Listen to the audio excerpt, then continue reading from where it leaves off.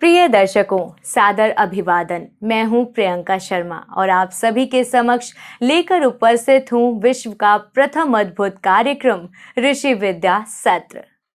दर्शकों, वर्तमान युग यानी कलयुग में लाखों लोग धर्म, अध्यात्म और शास्त्रों के दिव्य ज्ञान को मनमाने ढंग से समाज के समक्ष प्रस्तुत कर रहे हैं, जिन्हें ना तो ऋषियों की वैदिक भाषा का ज्ञान है और ना ही देववाणी संस्कृत का। जैसा कि आप सभी जानते हैं कि किसी भी भाषा में निहित ज्ञान को समझने या समझाने के लिए उस भाषा के व्याकरण का पूर्ण ज्ञान होना जरूरी है, जिसके बिना व्यक्ति अर्थ का अनर्थ और भ्रामक विचारों को प्रस्तुत करके लोगों को न सिर्फ पथभ्रष्ट करता है, वरन उनके जीवन में आए अमंगल का कारण भी बनता है। ऋषि मुनि, संत महापुरुष जैसी वेशभूषा धारण करने से कोई उस प्रकार के गुण, आचरण और ज्ञान से युक्त नहीं हो सकता। उसके लिए संयम, साधना और सद्ज्ञान की गहराई तक पहुंच होना अति आवश्यक है। ऋषि प्रज्ञ श्रद्धेय आचार्य श्री शिवांश जी महाराज वर्तमान युग में प्राचीन ऋषि विद्याओं एवं शास्त्रों के दिव्य ज्ञान को अपनी जन्म जन्मांतर की साधना तपस्या द्वारा उसके विशुद्ध रूप में धारण करने वाले ऐसे परम ज्ञानी आचार्य हैं, जिन्होंने अपने जीवन के 27 वर्ष ऋषियों के गूढ़ ज्ञान से मानव कल्याण की अद्भुत विद्याओं को खोजने में समर्पित किए, जिन्होंने प्राचीन वैदिक और संस्कृत के साथ ऋषि विद्याओं के मूल स्वरूप एवं स्रोतों को भली भांति जाना। तो आइए ऐसे महाज्ञानी सद्गुरु से जाने सद्ज्ञान के वास्तविक स्वरूप को उन्हीं की पवित्र वाणी में। हमें कुछ बातें अपने शास्त्रों के आधार पर अवश्य समझनी चाहिए। वैसे तो बताने वाले अपनी अपनी तरह से बता रहे हैं, कितनी चीजें हैं जो कि कपोल कल्पित चल रही हैं, कोई आधार नहीं है उनका, जिसको जो मन में आया बताया चला जा रहा है। और इसमें कोई आश्चर्य की बात भी नहीं है, क्योंकि गोस्वामी तुलसीदास जी ने रामचरितमानस में कहा है कि मार्ग सोई जो जाको भागा, पंडित सोई जो गाल बजावा। मतलब कलयुग में ये होगा कि जिसको जो मार्ग अच्छा लगेगा वो उसे अपना लेगा। और विद्वान, पंडित मतलब विद्वान वही माना जाएगा जो गाल बजाने वाला, मतलब बहुत बोलने वाला, जिसको ज्यादा बोलना आ गया बस समझो कि वो विद्वान व्यक्ति है। लेकिन मात्र बोलने मात्र से कोई विद्वान नहीं हो जाता है। आज समस्या सबसे बड़ी ये है, मान लीजिए कोई व्यक्ति है उस तरह का रूप धारण कर ले ऋषि मुनियों की तरह, दाढ़ी बाल और उस तरह का रूप सब बना करके बैठ करके ऊंचे आसन से बोलना शुरू कर दे। लेकिन सोचने वाली बात यह है कि उससे क्या होगा, क्या उससे सच्चाई छिप सकती है? वो सब तुलसीदास जी ने बहुत अच्छा कहा है कि चरण चोच रोचन रंग्यो, चरण चोच लोचन रंग्यो, चलो मराली चाल, नीर छीर दूरन समय, बक उभरत तेहि काल। अर्थात अगर बगुला अपने चरण, पैर, चोंच और नेत्र इनको रंग ले और हंस की चाल चलने लग जाए तो उससे कोई वो हंस नहीं हो जाता है। जिस समय नीर और छीर को, मतलब दूध और पानी को अलग करने का जब समय आएगा, परीक्षा होगी, तो उस समय ज्ञात हो जाएगा कि हंस कौन सा है और बगुला कौन सा है। क्योंकि भगवान ने हंस को ही वो प्रतिभा दी है कि जिसके आधार पर वो दूध और पानी को अलग कर सकता है, बगुले को नहीं दी है। इसी प्रकार से भगवान ने जिसके अंदर जो प्रतिभा दी है, जो योग्यता दी है, उस कार्य को वही कर सकता है, दूसरा नहीं कर सकता। मात्र केवल रूप धारण करने से कुछ नहीं होगा। अब जैसे आप देखिए कि मधुमक्खियां क्या करती हैं। मधुमक्खियां एक एक फूल पर जाकर बैठती हैं और उस फूल से वहां से पराग लेकर के, उसका रस लेकर के आती हैं और अपने छत्ते में उसका शहद बनाती हैं। अब कितनी मशीनें आजकल बन चुकी हैं, कितना कुछ वैज्ञानिक आविष्कार हो चुके हैं, लेकिन कोई आविष्कार अभी तक ऐसा नहीं हुआ कि जो फूलों से शहद निकाल सके। रस तो निकाल सकते हैं, उसका जूस निकाल सकते हैं, लेकिन कोई अगर उसका ये सोचे कि फूलों को हम ले आए इकट्ठा करके उससे शहद निकाल ले, संभव नहीं है। वो प्रतिभा मधुमक्खी के पास ही है।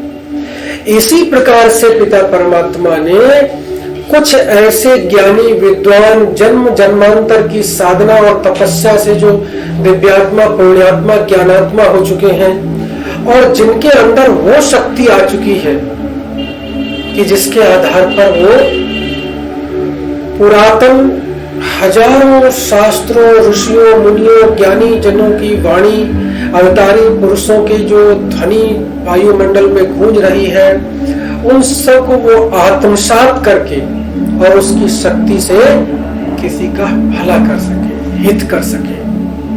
ये शक्ति किसी किसी व्यक्ति को मिलती है और जिसको मिलती है वो बिल्कुल उसी तरह काम करता है कि जैसे हजारों फूलों से चुन चुन करके मधुमक्खी लाती है और फिर वो शहद बनाती है, उसी प्रकार से एक ज्ञानी पुरुष जन्म जन्मांतर से, एक जन्म से नहीं, एक जन्म में संभव ही नहीं है। कितनी पढ़ोगे एक जन्म में। अनंत शास्त्रम बहुलाश्च विद्या अल्पश्च कालो बहु विघ्नता च।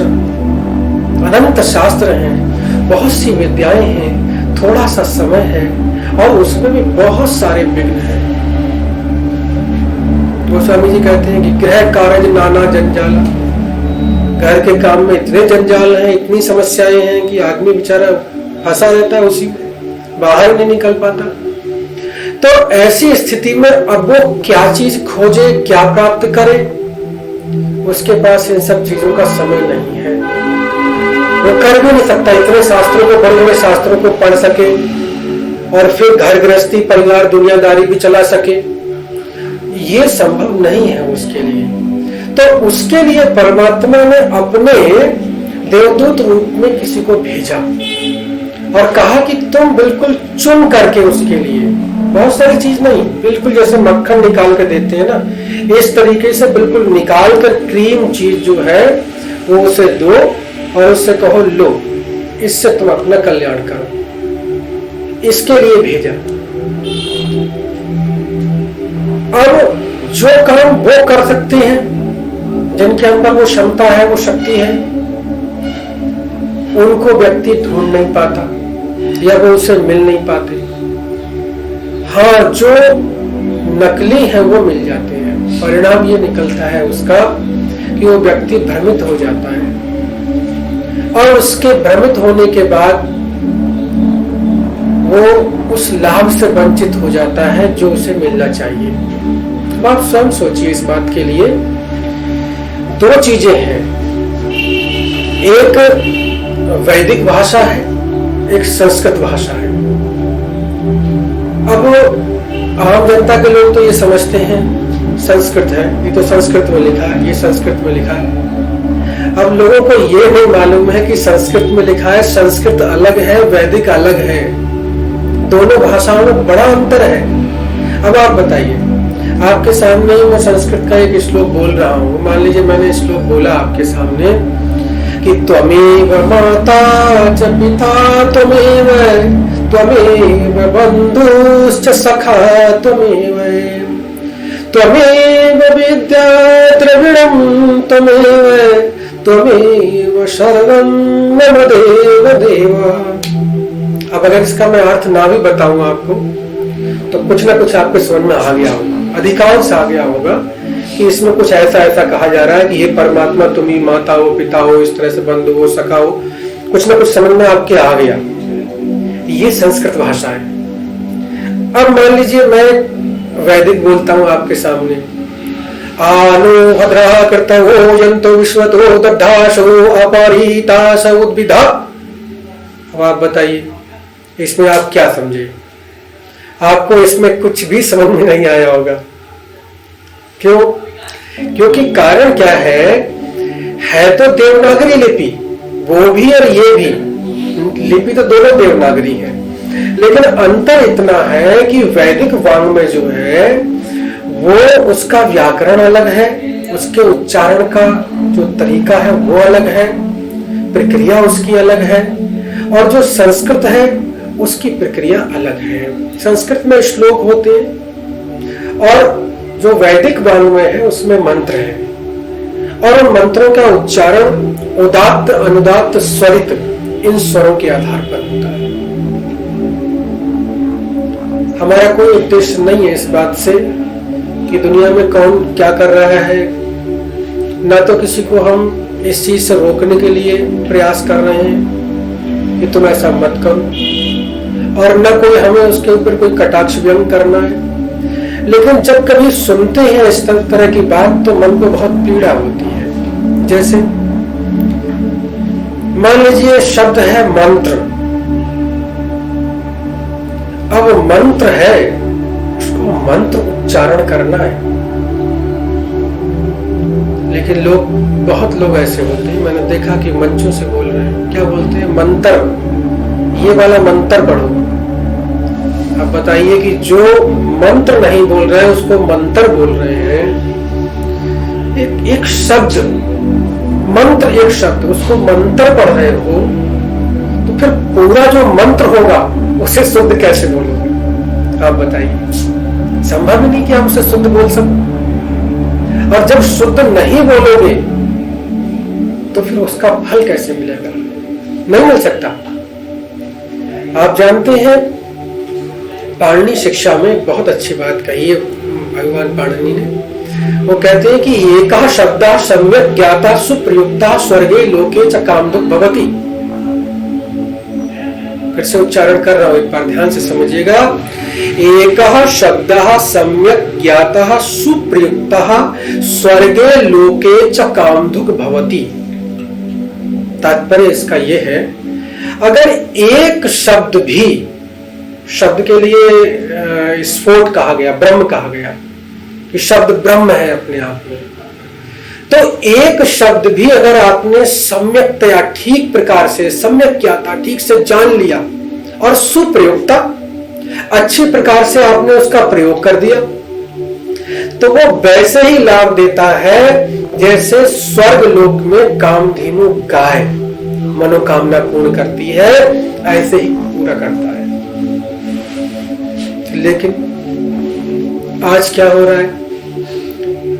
अभी मैंने सुना है, अभी 2 दिन पहले किसी को ये सुनकर बहुत आश्चर्य हुआ, और बहुत ही मतलब बुजुर्ग व्यक्ति, वो काफी लंबे समय से लोगों को ज्ञान बांट रहे हैं। कार्य अच्छा है, मैं तो सराहना ही करूंगा उनकी कि लोगों को अच्छी दिशा में ले जा रहे हैं। लेकिन मन को थोड़ी पीड़ा यह होती है कि ठीक है, आम बोलचाल में आप जो चाहो कहते रहो, लेकिन जब किसी चीज को आप प्रमाण के रूप में लेते हो और उस समय आप उसे अनुचित बोलो, तो आम जनता तो बैठ करके सुन लेगी, उसके लिए उसको पता ही नहीं कि क्या बोला जा रहा है। लेकिन दुख की बात यह है कि जनता उससे भ्रमित तो हो जाएगी। जैसे उन्होंने बोला कि सर्वे भवन्तु सुखिनः सर्वे सन्तु निरामया, वेद में लिखा हुआ है। आश्चर्य की बात है, ये संस्कृत का श्लोक है, कैसे आप कह रहे हो कि वेद में लिखा हुआ है? वेद की भाषा ही नहीं है ये। वेद को पढ़ने के लिए पहले कम से कम 6 महीने का समय चाहिए। पाणिनि शिक्षा का अध्ययन करें, उसमें उदात्त, अनुदात्त, स्वरित, इन स्वरों का उच्चारण सीखें, उसके बाद वेद मंत्रों का उच्चारण करें। वरना एक मंत्र अगर कहाँ ऊंचा करना है, कहाँ नीचा करना है, अगर इसकी जरा भी स्थिति गलत हुई तो ध्यान रखना, समास बदल जाएगा, समास बदलेगा, अर्थ बदल जाएगा, अर्थ बदलेगा तो अनर्थ हो जाएगा। ये सच्चाई है। एक प्रसंग आता है, देवताओं के से संबंधित है, कि विश्वरूप त्वष्टा ने यज्ञ किया था इंद्र को मारने के लिए कि ऐसा पुत्र उत्पन्न हो कि जो इंद्र का शत्रु हो। तो उसने बड़े से बड़े विद्वानों को बुलाया और कहा कि विद्वानों, ऐसा यज्ञ करो कि जिसमें यज्ञ के प्रभाव से ऐसा पुत्र उत्पन्न हो जो इंद्र का शत्रु हो, इंद्र को मार दे। लेकिन उसमें नियम रख दिया उसने कि जब तक यज्ञ पूरा नहीं होगा तब तक कोई अन्न जल ग्रहण नहीं करेगा, अनुष्ठान पहले पूरा होना चाहिए। अब भूखे प्यासे जो उच्चारण करने वाले थे विद्वान, उन्होंने जब मंत्रोच्चारण किया तो वो उसमें बोल रहे थे कि इंद्र शत्रु विवर्धस्व स्वाहा, इंद्र शत्रु विवर्धस्व स्वाहा। उनका कहने का तात्पर्य यह था यजमान के अनुसार कि ऐसा पुत्र उत्पन्न हो जो इंद्र का शत्रु हो। लेकिन उन्हें जो उच्चारण करना था उसमें आदि उदात्त करना था या अंत्य उदात्त करना था, मतलब पहले ऊंचे स्वर में बोलना था कि बाद में ऊंचे स्वर में बोलना था, ये बात वो भूल गए। अब जैसे वो इस बात को भूले तो उन्होंने उल्टा कर दिया, इनसे उल्टा हो गया। जहां पर ऊंचा स्वर करना था वहां नीचा हो गया, जहां नीचा करना था वहां ऊंचा हो गया। परिणाम ये निकला कि उसका समास बदल गया, समास जब बदला व्याकरण की दृष्टि से तो उसका अर्थ बदल गया, अर्थ बदला तो उल्टा अर्थ हो गया, और अर्थ ये हो गया ऐसा पुत्र उत्पन्न हो जिसका इंद्र शत्रु हो। अब आप सोचिए करना क्या चाह रहे थे और हुआ क्या, बिल्कुल उल्टा अर्थ हो गया। तो होता क्या है कि यह निर्भर करता है कि जो मंत्र उच्चारण कर रहा है उसके मुख से मंत्र की ध्वनि, वो देववाणी है, वो ध्वनि सही निकल रही है कि नहीं निकल रही है। अगर नहीं निकल रही है तो फिर निश्चित रूप से कहीं ना कहीं, क्योंकि आप सकाम कर्म कर रहे हो, आप किसी उद्देश्य को लेकर के उसको पूरा करने के लिए काम कर रहे हो, निष्काम में कर रहे हो तो इतना समस्या नहीं है। ठीक है, फल मिलेगा मिलेगा, नहीं मिलेगा तो नहीं मिलेगा, निष्काम में तो वैसे फल की आकांक्षा नहीं होती।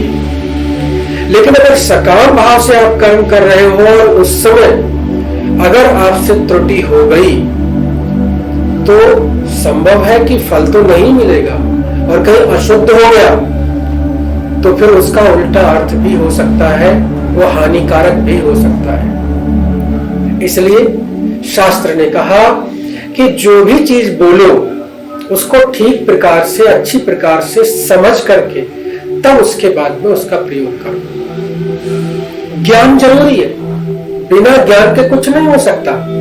भगवान श्री कृष्ण ने गीता में बहुत अच्छी बात कही है। भगवान कहते हैं अज्ञश्च श्रद्धानश्च संशयात्मा विनश्यति।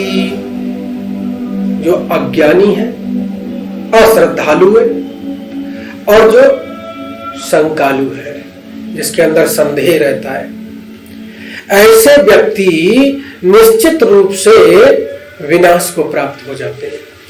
कौन कौन से? अज्ञानी, अश्रद्धालु और संदेह करने वाला।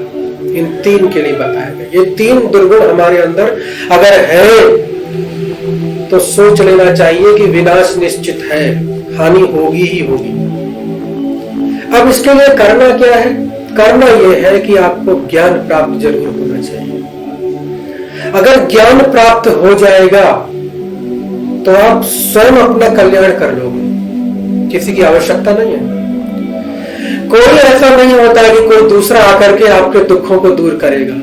आपको अपने दुख दूर करने के लिए स्वयं प्रयास करना पड़ेगा, और वो प्रयास करने के लिए आपको उसकी विधि जानना आवश्यक है। वरना अगर विधि नहीं आती है तो फिर नहीं कर पाओगे। जैसे मान लीजिए आपको भोजन तैयार करना है, आपको पता है कि मुझे भूख लगी है, भोजन तैयार करना है, इतना तो आप जानते हो। लेकिन अब मान लीजिए अगर आपको दाल तैयार करनी है खाने के लिए, तो उसमें क्या क्या चीज पड़नी है, कौन से मसाले पड़ने हैं, फिर उसकी विधि प्रक्रिया क्या है, किस तरीके से आप उसे करोगे, समझे, कितनी देर पकाना है, क्या करना है, कितना पानी, कितनी क्या चीज डालनी है। अगर ये सब चीजें आपको उसका विधान पता नहीं है तो फिर क्या होगा? बनाओगे लेकिन वो चीज गलत बनेगी, खाई भी नहीं जाएगी। इसीलिए शास्त्र ने यहां तक कह दिया कि विधिहीनस्य यज्ञस्य सद्यः कर्ता विनश्यति। विधिहीनस्य यज्ञस्य सद्यः कर्ता विनश्यति। जो विधिहीन मतलब बिना विधि के जो यज्ञ करता है, उस यज्ञ का जो कर्ता होता है, जो करवा रहा है, वो विनाश को प्राप्त हो जाता है। दोनों ही विनाश को प्राप्त होते हैं, कराने वाला करने वाला दोनों ही। इसलिए ये ध्यान रखने की बात है कि जितने भी ये मंत्रों के प्रयोग हैं, जो विद्याएं हैं, इनको करने के लिए आपको विधि नियम सब जानने अति आवश्यक है। अब यहाँ पर कुछ बातें बड़ी महत्वपूर्ण आपको बतानी है, अब आप ध्यान से समझिएगा इसके लिए। देखिए, हमारे सर्वदर्शन परंपरा में एक ऋषि हुए हैं जिनका नाम है कणाद। वैसे तो बहुत ऋषि हैं, लेकिन कणाद मैंने नाम इसलिए लिया कि कणाद ऋषि जो थे उन्होंने वैशेषिक दर्शन दिया। जितने भी दर्शन हैं ये मनुष्य के जीवन को कल्याण से जोड़ने के लिए है, सुखी बनाने के लिए। तो कणाद ऋषि का नाम कणाद क्यों पड़ा, पहले तो इस बात को समझ ले। कणाद ऋषि वन में रहते थे और कुटिया बना करके, और उनका पूरा समय आध्यात्मिक विद्याओं के शोध में, साधना में, उनको प्राप्त करने में, उसी में जाता था। वो और कुछ नहीं करते थे, कहीं भिक्षा मांगने भी नहीं जाते थे। बस क्या करते थे कि शरीर चलाने के लिए कुछ ना कुछ तो चाहिए। तो जो किसान लोग अपने खेतों से अन्न उठा करके ले जाते थे, तो कणाद ऋषि जब वो सारा अन्न ले गए, उसके बाद में जो कण बीच बीच में कहीं गिरे हुए रह जाते थे, कणाद ऋषि उन कणों को इकट्ठा करके लाते थे और उसमें से अनाज निकाल करके उसको उबाल कर, पका कर, जैसे भी था वो उसे ग्रहण कर लेते थे, थोड़ा सा जीवन चलाने लायक जितना होता था। तो वो कण कण इकट्ठा करके खाते थे, इसीलिए उनका नाम कणाद पड़ा। अब आपको शायद इस चीज का ज्ञान नहीं होगा, पता नहीं होगा इस चीज का आपको, कि जिसने कण कण इकट्ठे करके केवल जीवित रहने के लिए भोजन किया, मात्र जीने के लिए, और घनघोर तपस्या की, साधना की, वैशेषिक दर्शन के लिए, जानते हैं कणाद ऋषि ने क्या दिया? कभी कोई नहीं बताता इस चीज के लिए क्या दिया उन कणाद ऋषि ने। वैशेषिक दर्शन में वो कौन कौन से सूत्र दे करके गए जिनसे जीवन में अद्भुत चमत्कार आ सकता है, दिए उन्होंने। और वो विद्याएं हैं, लेकिन वो विद्याएं ऐसा नहीं है कि उनको ऐसे ही बैठ करके सुना दिया जाए कथाओं की तरह, किस्से कहानियों की तरह। तो ये इससे क्या होता है, किसी का भला नहीं होता है, समझ रहे हैं? बस वो केवल लोगों ने सुना और उसको हंसी मजाक में लिया, छोड़ दिया, उसके लिए उसका कोई लाभ नहीं होता है।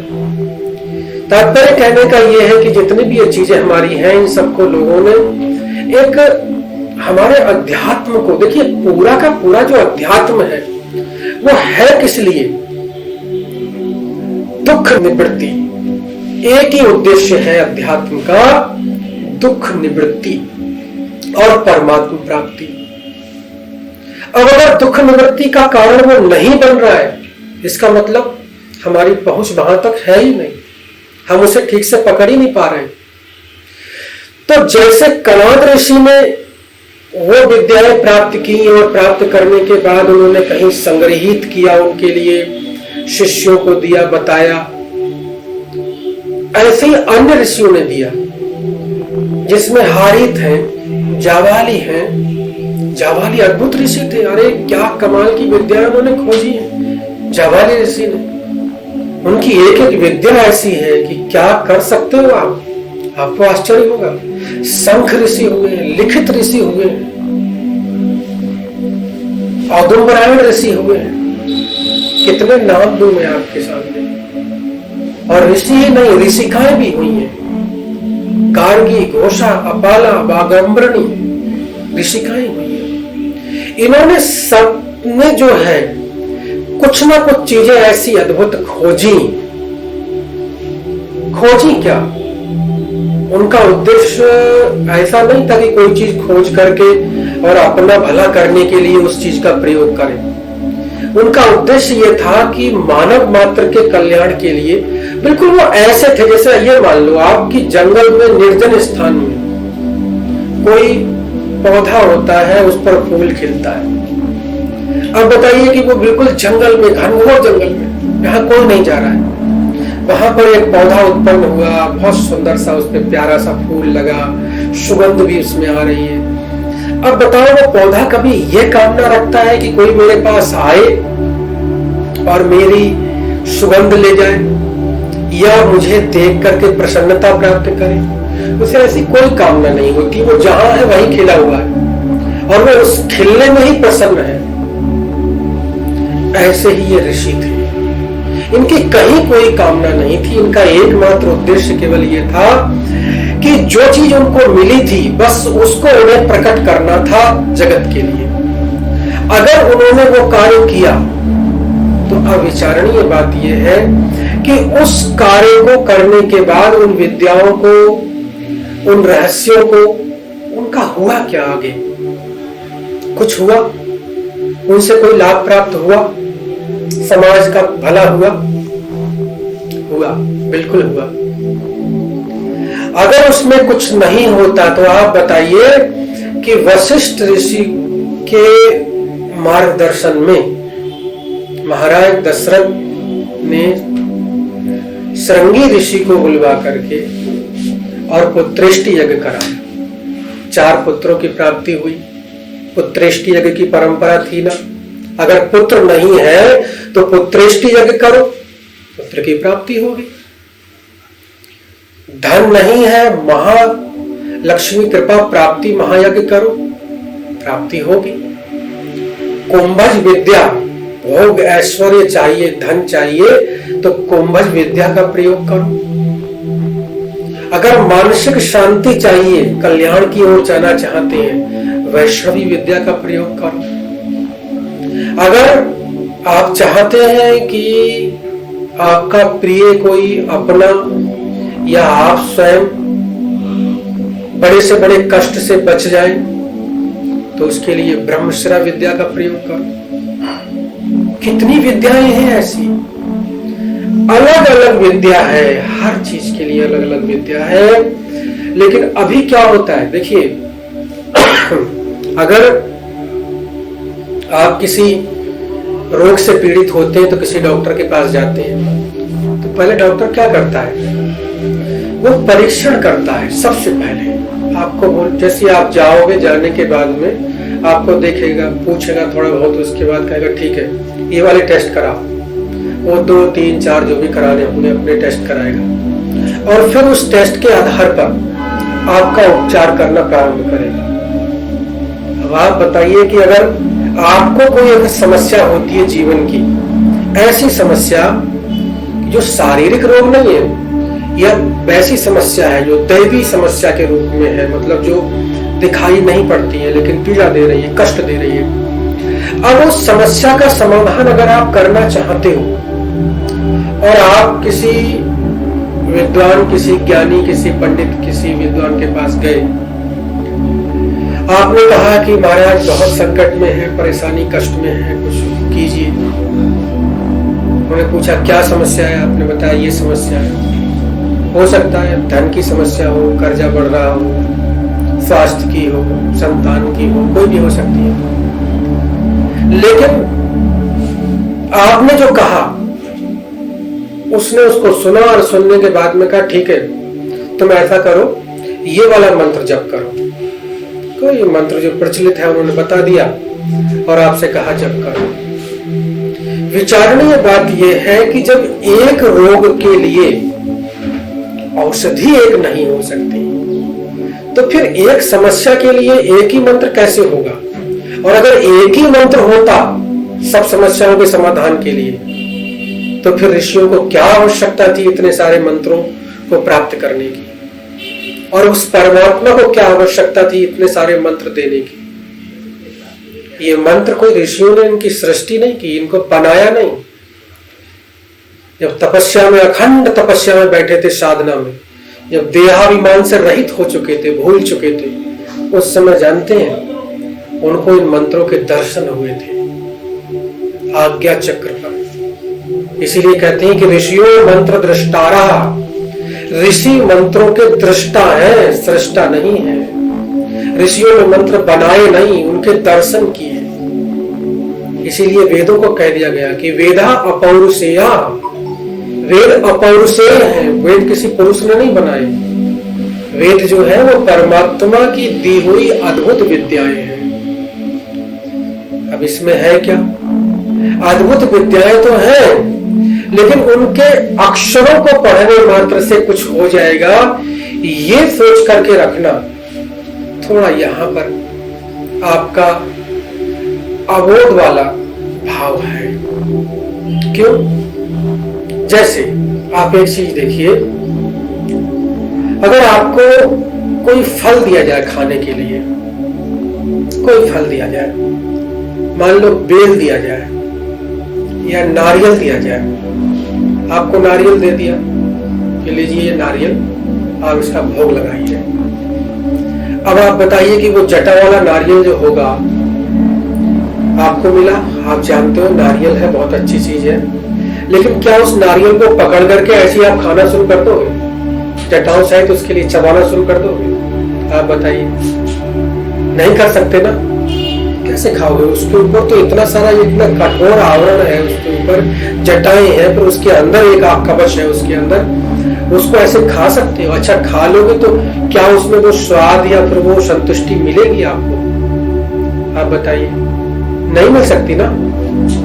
उसके लिए तो आपको ये पता होना चाहिए कि इसकी पहले जटाएं हटानी है, उसके बाद अंदर एक कवच है उसको हटाना है, फिर उसके अंदर एक गोला निकलेगा बहुत प्यारा सा, कोमल सा और बड़ा स्वादिष्ट, उसको खाना है, उसे ग्रहण करना। बस यही चीज ऋषियों की इन विद्याओं और मंत्रों के संदर्भ में, ये विद्याएं भी बिल्कुल ऐसी ही हैं कि इन विद्याओं को आपको क्या करना होगा कि पहले आप जो शब्दों से हट करके उनकी गहराई में जाओगे, शब्दों के अंदर क्या छिपा हुआ है, उसका भाव रूप में क्या छिपा हुआ है, जब उसकी गहराई में जाओगे तो वहां विद्याएं मिल जाएंगी। और उस गहराई में जाना ये हर किसी के बस की बात नहीं है। इसलिए जो जानता है उसके पास जाना है और उसके पास जाकर के उससे वो ज्ञान प्राप्त करना है, उससे विद्या प्राप्त करनी है और फिर अपना कष्ट दूर करना। इसीलिए वेदांत में कहा गया है, उपनिषद कहता है, उत्तिष्ठत जागृत प्राप्य वरान निबोधत, उत्तिष्ठत जागृत प्राप्य वरान निबोधत, क्षुरस्य धारा निशिता दुरत्या दुर्गम पथस्तत् कवयो वदन्ति। उठो, जागो, श्रेष्ठ पुरुषों के पास जाकर के उनसे ज्ञान प्राप्त करो। ये जीवन तो छुरे की धारा पर चलने के समान है, तीखा। जरा सा भी अगर आपने थोड़ा सावधानी की तो तुरंत कट जाओगे, हानि हो जाएगी। इसलिए इन विद्याओं को ठीक प्रकार से समझना, उनका प्रयोग करना, ये निश्चित रूप से लाभकारी है, कल्याणकारी है। मैं इतना ही निवेदन करना चाहूंगा आप सभी से कि अगर आपको इन विद्याओं को प्राप्त करना है और इनसे आत्म कल्याण प्राप्त करना है, तो फिर इसके लिए आप इनको ठीक प्रकार से समझने के लिए तत्पर होइए। लाभ निश्चित रूप से होगा, 100% होगा। ऐसी कोई समस्या नहीं है कि जिसका समाधान नहीं हो सकता, निश्चित रूप से होगा, लेकिन उसको उसी विधि से, नियम से करना आवश्यक है। ओम शांति। दर्शकों, हमारे इस विशेष कार्यक्रम ऋषि विद्या सत्र के आज के इस अंक में आप सभी ने गुरुदेव ऋषि प्रज्ञ श्रद्धेय आचार्य श्री शिवांश जी महाराज से जाना ऋषि विद्याओं के मूल स्वरूप को और जाना कि हम किस तरह से इन विद्याओं को अपने जीवन में लाकर अपने जीवन को कल्याणकारी बना सकते हैं। पूज्य महाराज श्री आप सभी को ऋषि विद्या सत्र के आगामी सत्रों में यूं ही आपको कष्ट मुक्त करते रहेंगे। तब तक के लिए सादर नमन और देखते रहिए 7 वंडर्स टीवी।